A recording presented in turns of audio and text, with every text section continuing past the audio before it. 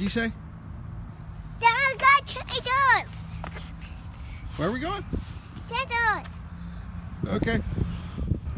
Well, hello again, everybody. It's been a long time since I did a modeling video. As you can see, that's the original section of the layout.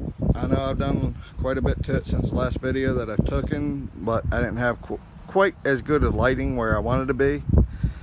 This one here is the new section, and as from previous videos of that, you know how I do bench work.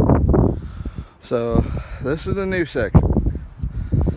I'm going to do a pictorial today, which I'm sorry I can't do an actual video. I don't have my tripod. But I'm going to do a picture every step of the way, just like I did on that first one, of how I attach these two. Okay, so just follow along with me. Well, first things first, to ensure an accurate measurement, you want to clamp your previous leg, that's going to be your outside bolt, where it once was, so that way it lines up with the bolt hole on the previous. Now, after that, it gets a slight bit tricky, but it ain't hard to overcome that. I'll walk you through it. Well, wanted to point out a mistake that I made. As you can see, my one track's a little too far over. It's okay. I'll bust this glue loose. I'll bring it over a little bit on the riser, and I'll straighten it back out and bring it flush with this to where the tracks are actually in line. But as you can see now, that's the center line. That's the center line. They're way off. These are dead on, and these are dead on. But my siding's off. So I have to move this track out a little bit. But that ain't hard to do. And sometimes you got to make an edit. Another thing you might also notice with the track plan, I deleted the helix.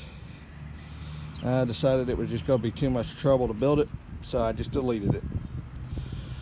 Instead, now the tracks are going straight and into the town. Now there will be a rise here to kind of disguise it, but that's the way it's going from now on. So I ain't worried about doing this on this video, but I will step you through that later. Right now I'm going to pause this and I'll show you what I'm actually up to. Now I need to make a hole for another bolt, which is in there, to go through onto this side. Sorry about the wiggle. And in order to do that, I got to do that a special way. What I'm going to do is I'm going to take my drill bit alone, set it in the hole, and tap it against the other one to make a mark after I line it up on this side. Once I tap it with the hammer, bam, I can drill through it. I can put the wing nut on the far side, I can put the bolt back through it, and I can make this solid enough to do the last step. So I'll be back. Now you can see the drill bits in the hole. I'm just about ready to mark it. C-clamps on this side to hold it in place so it doesn't mess up my lines. Everything up top is aligned.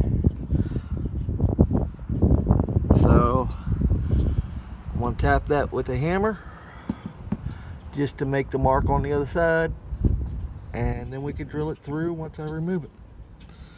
Now I've already got the wing nut in over there, so that's the clamp on that side.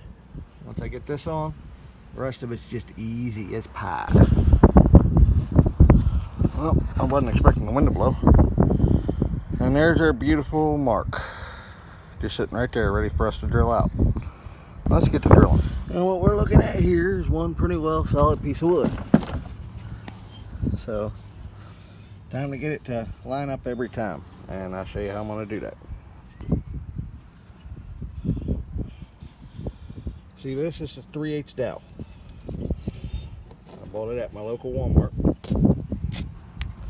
It's going to take a 15/64 drill bit. This 3/8 is just a hair bit too small for this to fit in. We're going to take it, and I'll show you what to do with it. Now here's the strange and unusual for you. I'm just going to pick a spot and drill. I'm not going to line up to anything or nothing else like that. I'm just trying to drill straight through, and that's going to be my alignment pin, and that won't take very long at all. Now, as we can see here, and I don't think it rotated, But there's my hole. Here's my alignment rod.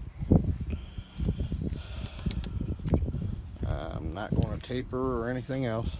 Just going to slide it right on in that hole.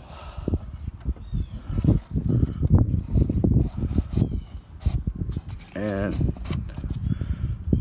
yeah, if it wasn't for the drill jumping, that hole wouldn't be so big.